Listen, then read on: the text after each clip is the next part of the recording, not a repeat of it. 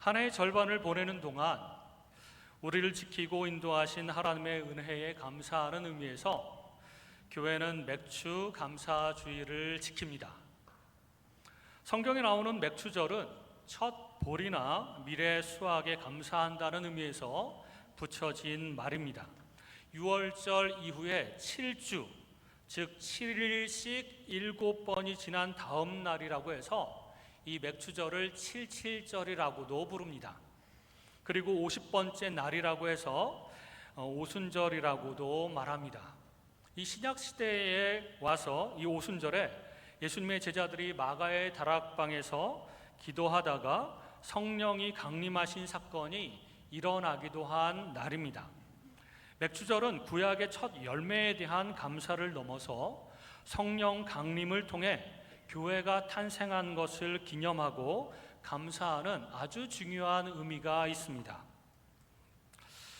어떤 사람들은 이렇게 질문합니다. 맥주절도 무슨 수확을 감사해서 드리는 절기고 추수감사절도 수확을 감사해서 드리는 절기인데 둘 다 감사하는 날인데 굳이 나누어서 두 번에 걸쳐서 지킬 필요가 있나요? 이런 질문을 하는 사람들이 있습니다.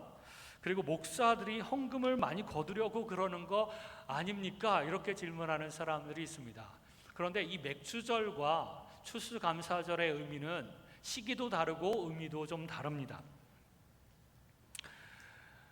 맥주절은 7월 첫 주 한 해의 전반기에 대한 감사입니다. 하나님께서 올해 초부터 우리를 인도하시고 상반기 동안 지켜주시고 인도한 것에 대한 감사이고, 추수감사절은 11월 셋째 주에 한 해의 후반기에 한 해 전체를 마무리하고 그것에 대한 결실로 인하여 우리가 하나님 앞에 감사하는 날이죠. 게다가 맥주절은 방금 말씀드렸던 것처럼 성령 강림에 대해 감사하고 성령께서 내 안에 오셔서 매일 매순간 나를 보호하시고 인도하심에 대해서 감사하며, 또한 교회를 탄생하게 하시고 우리를 구원받는 자들을 모아서 교회를 세우신 것에 대해서 감사하는 의미가 있습니다. 그러므로 맥주 감사주일은 또 다른 차원에서 하나님 앞에 감사하며 그 의미를 되새기는 그런 날이 되시기 바랍니다. 오늘은 감사할 이유를 하나 더 말씀드리려고 합니다. 로마서 강해를 하다가 오늘 9장까지 왔습니다. 사도 바울이 전하려고 했던 복음의 핵심은 로마서 1장부터 8장까지였습니다. 8장은 아주 중요한 내용이 많아서 여러분 모두가 자주 읽고 자주 묵상해서 거의 암송할 정도까지 되는 그렇게 되면 유익이 있을 것입니다. 그러므로 이 8장은 더 많이 읽으시고 더 많이 묵상하셔서 마음판에 되새기시면 좋을 것 같습니다. 그렇게 복음의 핵심은 로마서 1장부터 8장까지인데요. 그리고 나서 로마서 9장부터 11장까지 3장은 복음의 핵심에 더하여 몇 가지 부록처럼 중요한 어떤 원리들을 설명하기 위해서 덧붙여진 부분입니다.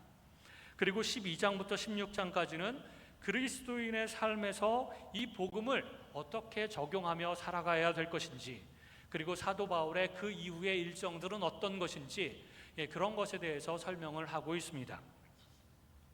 9장부터 11장까지 3장에 걸친 내용은 세세하게 이렇게 아주 자세하게 다루지는 않겠지만 아주 중요한 원리를 중심으로 해서 여러분과 내용을 나누려고 합니다. 여러분, 유대인들은 그들이 하나님의 선민이었다라고 하는 사실에 자부심도 있었고 아주 영광스럽게 생각을 하였습니다. 그러나 유대인들은 예수님을 십자가에 못 박고 게다가 그 이후에 예수님을 믿는 사람들을 잡아 가두고 핍박하고 죽이고 하는 일들의 앞장을 섰습니다. 그래서 복음이 이스라엘의 유대인들에게 참 많이 전해졌는데도 불구하고 그 예수님을 믿고 거듭난 사람들은 그렇게 많지 않았습니다. 유대인 인구 전체에 비하면 아주 적은 무리들이 예수님을 믿고 영접을 하였던 것이죠. 그러다 보니까 이 복음이 사도 바울을 시작을 해서 많은 성도들이 전 세계로 뻗쳐나가면서 이방인들에게 이 복음을 전하기 시작했고, 점차 이방인들이 예수님을 믿는 사람들이 늘어나면서 오히려 유대인들 믿는 사람들보다 훨씬 더 많은 사람들이 예수님을 믿게 되었습니다. 그래서 이방인들이 생각하기에 유대인들은 예수님을 십자가에 죽이고 예수 믿는 사람들을 핍박하는 아주 악랄한 사람들, 그런 민족이라고 생각하게 되었고, 그리고 처음에 하나님께서 이스라엘을 선택하신 것 같지만 이제는 이스라엘 백성을 버린 것처럼, 그리고 오히려 이제는 이방인들을 선택해서 이방인들을 구원하고 이방인들만 사랑하는 것처럼 그런 모양새가 그렇게 보여졌습니다. 이런 이유로 바울도 자신의 동족이 구원받지 못하는 상황에 굉장히 근심하고 마음속으로 고통을 받고 있었습니다. 나의 동족, 하나님이 처음에 선택하신 그 민족들이 어찌하여 이렇게 되었는고, 그들이 구원받을 수만 있다면 내가 그 구원의 명부에서 제하여진다고 할지라도 그것을 위해서 기도하겠다 할 정도로 이 동족이 구원받는 것을 원하였고, 구원받지 못하는 것에 대해서 참으로 마음 아프게 생각을 하였습니다. 그러면 이런 질문이 나옵니다. 하나님이 처음에 선택하신 이스라엘 백성을 이제는 버리신 것일까? 아니면 애초에 하나님이 이스라엘 백성을 선택한 것이 잘못되었던 것일까? 이런 질문들이 나오는 것이죠. 그러나 복음에 대한 유대인의 반응이 실패하였다고 할지라도 하나님께서 아브라함과 맺은 약속의 말씀이 실패한 것은 아닙니다. 오히려 유대인들의 거절이 하나님의 주권적 선택의 원리를 입증하고 그것을 더 선명하게 설명해 줍니다. 그러므로 이스라엘에게서 난 모든 자손들이 다 이스라엘이 아니고 영적인 이스라엘만 참 이스라엘이라고 하는 것을 분명하게 드러나 보여주는 것이죠. 유대인들은 아브라함의 자손, 특별히 혈통적으로 아브라함의 자손이 다 선민인 줄 알았습니다. 하나님이 선택하신 민족인 줄 알고 있었죠. 그런데 오늘 본문 9장에 보면 그렇지 않다라고 하는 것을, 그래서 하나님의 주권적인 선택이 있었다라고 하는 것을 사도 바울이 예로 설명을 하고 있습니다. 여러분에게 질문 한 가지 해드리겠습니다. 아브라함의 아들이 몇 명이었을까요? 1명? 2명? 많은 사람들이 2명으로 알고 있는 분들이 있는데 그렇지 않고 아브라함의 자손은 8명이었습니다.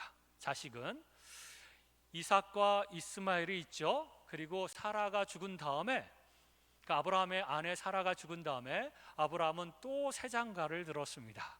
그리고 그두라라고 하는 처를 얻어서 그 그두라를 통해서 아들 6명을 더 낳았죠. 그러나 이렇게 아브라함이 아들들이 많았지만 그들은 그저 육신의 자녀일 뿐 약속의 자녀는 딱 1명밖에 없었습니다. 이삭이었죠. 이삭만 약속의 자녀였고 하나님께서 선택하신 백성이었습니다. 또 이삭의 자식도 2명이었죠. 쌍둥이 에서와 야곱이 있었습니다. 그렇다고 해서 이 모든 아들들이 다 하나님이 선택하신 선민이 아니었고, 이 쌍둥이 에서와 야곱 중에서도 야곱만 약속의 자식, 선택한 선민이었다는 것입니다. 그 이후에도 이스라엘 역사 가운데서 하나님의 주권적인 선택은 계속 이어져 왔습니다. 수없이 많은 사람들 중에 하나님께서 선택하신 사람들만 구원을 얻었고, 이스라엘 백성들 가운데서도 많은 사람들이 죄를 범하고 하나님을 늘 대적하며 그런 백성, 악한 백성들이었죠. 그래서 멸망으로 그렇게 나아갔던 것입니다. 그래서 이스라엘 역사 전체를 보더라도 하나님께서 선택하신 하나님의 구원하신 백성들은 그렇게 많지 않고 소수에 불과했다는 것입니다. 이스라엘 역사는 하나님의 주권적 선택의 역사였다고 해도 다른 것이 아니죠. 그런데 이것은 바울 시대의 이방인들도 마찬가지입니다. 이스라엘 중에서도 하나님께서 선택하신 사람들만 하나님의 참 이스라엘이고 영적인 하나님의 백성이고, 또 이방인들 중에서도 마찬가지라는 것입니다. 이방인들 중에서 복음을 들은 사람들이 굉장히 많았지만 그들 중에서 그 복음을 믿고 예수 그리스도를 믿고 영접하는 사람들은 그렇게 많지 않았습니다. 대부분은 거절하고 예수님을 믿지 않고 오히려 핍박하고 그랬던 사람들이죠. 그러므로 이방인 가운데서도 하나님께서 주권적으로 선택하신 사람들만 복음에 반응하고 예수 그리스도를 구주로 영접했던 것이죠. 그러므로 그들 중에서 하나님의 선택하신 백성들이 있고 그렇지 않은 백성들이 더 많았다는 것입니다. 그러므로 하나님이 아브라함에게 약속하신 것은 하나님의 주권으로 다 이루어진 일입니다. 그러므로 하나님의 약속이 폐하여진 것이 아니라 하나님의 약속, 아브라함에게 한 약속, 너의 자손들 중에서 내가 나의 백성으로 삼을 자들이 있다라고 하는 말씀은 성취되었던 것이죠. 그럼 하나님이 주권적으로 선택하시고 그리고 선택하지 않으시는 그 기준은 무엇이었을까요? 하나님은 쌍둥이 에서와 야곱의 경우처럼 이들이 태어나기도 전에 야곱을 택하였습니다. 이 말은 이들이 무슨 선을 행하거나 악을 행하지 않은 때에 선택이 이루어졌다는 것입니다. 이것은 하나님의 주권적 선택이 우리의 행위에 의해서가 아니라 전적으로 하나님의 주권에 의해서 하나님 마음대로 이루어졌다는 것을 의미합니다. 뿐만 아니라 심지어 하나님이 모세를 선한 도구로 선택하시고 반대로 이집트의 바로 왕은 악한 도구로 선택하셨다는 것입니다. 그럼 사람들은 이런 질문을 합니다. 그렇다면 하나님은 불공평하신 것이 아니냐? 그리고 심지어 하나님은 불의하신 것이 아니냐? 왜 이집트 왕 바로를 악한 도구로 선택하셔놓고 그 바로 왕이 자기 역할을 충실히 수행하면서 악한 일들을 했는데 하나님의 뜻대로 그렇게 악한 일을 했는 한 그 사람을 정죄하시고 형벌을 내리시는가? 그거 좀 불의한 것이 아니냐? 혹은 누구는 선택하고 누구는 선택하지 않으신 거 불공평한 것이 아니냐? 이런 질문을 하는 사람들이 많이 있습니다. 그러나 하나님은 불공평하신 것도 아니고 불의하신 것도 아닙니다. 그 이유가 두 가지가 있는데요. 첫 번째는 이 문제가 정의의 문제가 아니기 때문에 그렇습니다. 정의의 문제라고 하는 것은 이런 것이죠. 모든 사람은 죄를 범한 죄인이기 때문에 죽을 수밖에 없고 그리고 죽은 다음에는 지옥의 형벌을 받을 수밖에 없는 존재들입니다. 그래서 하나님이 선택을 하지 않으시고 하나님이 긍휼을 베풀지 않으셔서 그래서 형벌을 받는다고 하더라도 억울할 것이 없는 것이죠. 왜냐하면 그 사람들의 죄로 인해서 형벌을 받는 것이니까 이것은 정의가 성취된 것입니다. 그러므로 이들이 불평하거나 하나님을 불의하다고 얘기할 수가 없습니다. 그들은 자신들의 죄로 인해서 그렇게 형벌을 받고 지옥으로 가는 것이기 때문에 하나님은 매우 정의로우신 분이십니다. 두 번째, 이 문제는 하나님의 주권적인 결정이기 때문에 하나님이 불공평하거나 불의하신 분이 아니라는 것입니다. 하나님의 주권적인 결정, 이것을 사람들은 자주 오해를 합니다. 그리고 받아들이기 매우 힘들어합니다. 그래서 바울이 토기장이 비유를 설명합니다. 토기장이가 진흙 한 덩이로 어떤 것은 귀하게 사용할 그릇을 만들고 어떤 것은 천하게 쓸 그릇을 만듭니다. 말하자면 요강 같은 것을 만들거나 아니면 아주 투박한 토기 그릇을 만들거나 이럴 수 있는 권한이 토기장이에게 있다는 것이죠.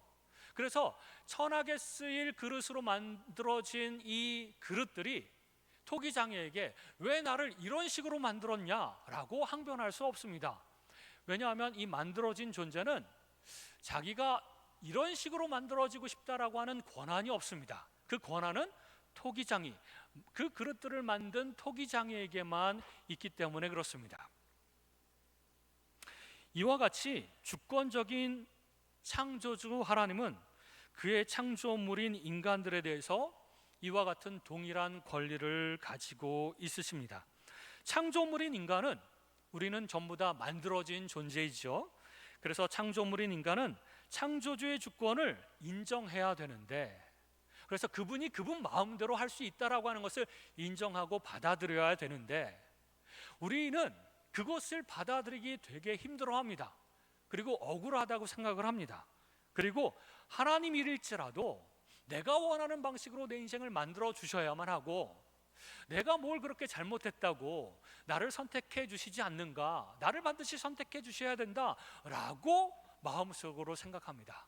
아무리 전지전능하신 하나님이고 주권이 있으시고 창조주이신 그 하나님도 내가 원하는 방식으로 내 행복을 위해서, 내 만족을 위해서 그렇게 하셔야 된다라고 하는 마음이 있고, 그렇지 않고 하나님 마음대로 하신다라고 하는 말에 대해서 굉장히 불쾌하게 생각을 합니다. 어찌 하나님 그러실 수가 있습니까? 라고 항변하는 것이죠. 우리도 인격이 있고, 우리도 행복할 권리가 있고, 우리도 뭔가를 선택할 권리가 있지 않습니까? 이 권리를 나에게, 내가 가질 수 있다라고 생각하면서 착각하는 것이죠. 하나님만 가질 수 있는 권리를 우리도 가질 수 있다라고 생각을 하거나, 우리가 창조주와 동급이라고 생각하거나, 아니면 내가 우주의 중심이며 내가 주체가 되어서 삶을 살아갈 수 있다라고 여기는 사람들이 너무나도 많다는 것입니다. 그러나 그렇지 않습니다. 성경은 분명하게 하나님이야말로 창조주이시며 하나님이야말로 주권자이시기 때문에 하나님 마음대로 한다, 이것을 받아들여라, 니네들이 받아들이든 받아들이지 않든 하나님은 그렇게 하신다 라고 하시는 겁니다. 물론 우리가 죄를 하나도 안 지었을 경우에는 하나님, 죄 없는 사람을 벌할 수 있습니까? 라고 항변할 수 있습니다. 그러나 우리가 항변할 수 없는 이유는 우리가 죄를 짓지 않은 것이 아니라 너무나도 죄를 많이 지었기 때문에 하나님의 판결에 대해서 우리가 항변할 수 없다는 것입니다. 그리고 15절에 보면, 그래서 하나님께서 이렇게 말씀하십니다. 내가 긍휼히 여길 자를 긍휼히 여기고 불쌍히 여길 자를 불쌍히 여기리라. 이거는 내가의 초점이 있습니다. 강조점이 있습니다. 내가, 누가? 인간들인 너희들이 아니라 내가 그렇게 하겠다는 겁니다. 하나님께서 그렇게 하시겠다는 것입니다. 그렇게 하나님은 주권이 있으시고 결정권이 있으시고 그렇게 긍휼을 베풀 권리가 있으시다는 것입니다. 그리고 또 한 가지 다른 의미에서 하나님께서는 긍휼을 베푸실 권리가 있으십니다. 하나님은 하나님 자신이 자신의 목숨을 희생해서 우리를 긍휼히 여기시고 우리를 구원하실 길을 열어놓으셨기 때문에, 자기 목숨을 들이셨기 때문에, 자기가 희생하셨기 때문에 누구에게 그것을 긍휼을 베풀 것인가를 결정하는 것도 하나님께서 가지신 권한이라는 것입니다. 여러분, 우리도 그렇죠. 우리가 돈을 많이 모았어요. 힘들게 피땀 흘려서 돈을 많이 모았습니다. 그러므로 이 돈은 내 것이고 내 마음대로 누구에게 나눠줄 것인지를 결정할 수 있는 권한이 있죠. 이와 같이 하나님도 하나님 자신이 자신의 목숨을 들여서 구원의 길을 만들어 놓으셨고, 그러므로 누구에게 긍휼을 베풀 것인가, 누구에게 긍휼을 베풀지 않을 것인가를 그분이 선택할 수 있는 권한이 있다는 것입니다. 그분의 권리를 우리가 어떻게 뺏을 수 있겠습니까? 어떻게 불공평하다고 얘기할 수 있겠습니까? 어떻게 하나님을 불의하다고 얘기할 수 있겠습니까? 그리고 저는요, 이 16절, 9장 16절의 말씀이 사실 이 로마서 성경 공부를 하면서 충격적으로 다가왔습니다. 16절에 보면, 그런즉 원하는 자로 말미암음도 아니요 다른 박질하는 자로 말미암음도 아니요 라고 설명하고 있습니다. 원하는 자로 말미암음도 아니라는 말은 뭐냐면, 하나님의 선택은 사람이 원한다고 되는 것이 아니라는 것입니다. 하나님, 제발 저를 좀 선택해 주십시오, 제발 저에게 긍휼을 베풀어 주십시오 라고 기도한다고 해서 되는 일이 아니라는 말입니다. 하나님 마음이라는 것이죠. 아무리 그렇게 애원해도 하나님이 너 선택하지 않기로 결정했어, 그러면 하나님이 선택하지 않으신다는 겁니다. 많은 사람들이 다양한 신들에게 기도를 합니다. 심지어는 알지 못하는 신에게도 기도를 합니다. 마음에 염원을 담아서 구원해달라고 기도도 하고, 내 기도 제목을 들어달라고 기도도 하고, 복을 달라고 기도도 합니다. 그런데 하나님이 그 기도를 들으시고, 와, 너의 마음이 그렇게 갸륵하고 아주 진정으로 그렇게 기도하는구나, 그래서 선택하시는 것이 아니고, 그래서 긍휼을 베푸시는 것이 아니라는 말입니다. 하나님이 이미 결정하신 것이 있다는 것입니다. 또 다른 박질한다는 것은 노력하는 것을 의미하는데, 사람이 선을 행하거나 종교적인 행위를 하여 열심히 노력한다고 해서 하나님이 선택하는 것도 아니라는 것입니다. 왜냐하면 아무리 우리가 노력한들 그 노력이 100점 만점에 10점도 될 수 없기 때문에 그렇습니다. 우리의 노력은 하찮고 아무것도 아니라는 것입니다. 그 노력을 보고 도토리 키재기처럼 도찐개찐 우리는 다 별반 다를 것이 없습니다. 아무리 노력해도, 아무리 경건하게 삶을 살려고 해도 그게 우리의 죄를 벗어날 수도 없고 하나님의 기준에 이를 수 없기 때문에 그렇습니다. 이 선택은 전적으로 하나님의 긍휼에 달려 있습니다. 여기 두 그룹의 사람들이 있습니다. 한 그룹은 선택받은 사람들 그룹, 또 한 그룹은 선택받지 못한 사람들의 그룹입니다. 긍휼을 입은 사람들의 그룹이 있고 긍휼을 입지 못한 사람들의 그룹이 있습니다. 긍휼을 입거나 선택받은 사람들의 숫자는 사실 그렇게 많지 않습니다. 소수에 불과합니다. 전 세계 인구를 따지면 이 사람들은 아주 적습니다. 근데 선택받지 못하고 긍휼을 입지 못한 사람들은 너무나도 많습니다. 지금 전 세계 인구 80억 가운데, 80억이 좀 넘었죠. 그 인구 가운데 이 선택받은 사람들은 10억도 될까 말까 합니다. 나머지 70억의 사람들은 선택받지 못하고 하나님께 긍휼을 입지 못한 사람들입니다. 그 결과는 뻔합니다. 형벌을 받아 죽어 지옥불에 떨어질 수밖에 없는 사람들입니다. 그런데 이 두 그룹의 사람들은 사실상 똑같은 죄인들입니다. 선택받지 못한 그룹들은 하나님, 왜 우리는 선택하지 않으셨나요? 하나님 불공평합니다 라고 말할 수 없습니다. 왜냐하면 그들은 아까 말씀드린 것처럼 그들의 죄로 인해 형벌을 받는 것이니 불평하거나 하나님의 공의를 문제 삼을 수 없습니다. 그리고 여기에 있는 선택받은 그룹, 이 그룹은 또 하나님께 이렇게 질문할 수 있습니다. 하나님, 우리는 왜 선택하셨습니까? 우리는 그렇게 나은 사람들이 아닌데, 우리는 뭐 선한 사람들이 아니고 의로운 사람들도 아닌데, 우리도 똑같은 죄인인데 하나님, 우리를 선택하신 이유는 무엇입니까? 이해할 수 없습니다. 이해 못한다고, 하나님은 불공평하다고 우리가 말할 수 있습니까? 선택받은 사람들이 그저 감사할 따름이죠. 자, 여러분들에게 질문을 하겠습니다. 선택받은 그룹과 선택받지 못한 그룹이 있는데, 이 두 그룹 가운데서 여러분들은 어느 그룹에 속하신다고 생각을 하십니까? 선택하신 그룹, 선택받지 못한 그룹, 긍휼을 입은 그룹, 긍휼을 입지 못한 그룹, 어디에 속한다고 생각하십니까? 그리고 선택받은 그룹에 속한다고 생각을 하시는 분들 가운데 또 질문을 드리겠습니다. 여러분의 노력으로 이 그룹에 속하셨습니까? 아니면 하나님의 전적인 결정에 의해서 이 그룹에 속한 것입니까? 하나님의 전적인 긍휼과 은혜 때문에 이 그룹에 속하신 것입니까? 이 예배 가운데 나오신 모든 분들은 선택하신 그룹에, 긍휼을 입은 그룹에 속하였다고 저는 믿습니다. 그렇기 때문에 이 예배의 자리에 나온 것이겠죠. 그리고 하나님의 말씀을 마음을 열고 그렇게 듣고 있는 것이죠. 그리고 복음을 이해하고 하나님의 사랑을 이해하고 받아들인 것이겠죠.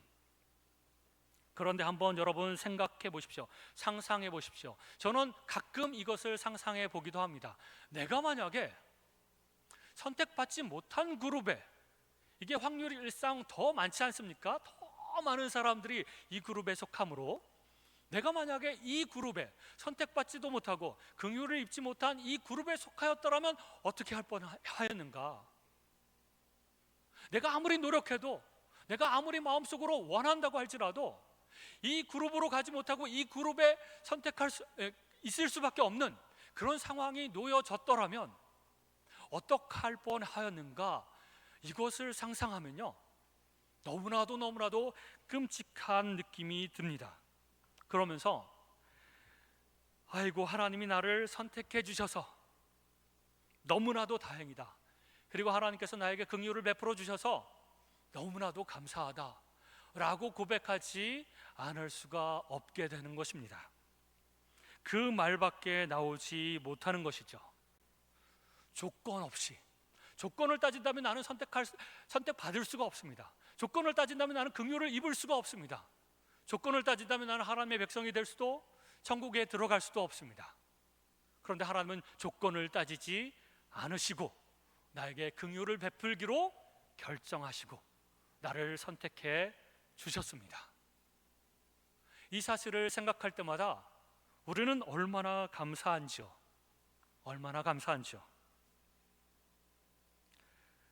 그러므로 우리는 날마다 하나님의 긍휼하심과 은혜를 기억하며 감사하며 살아가야 됩니다.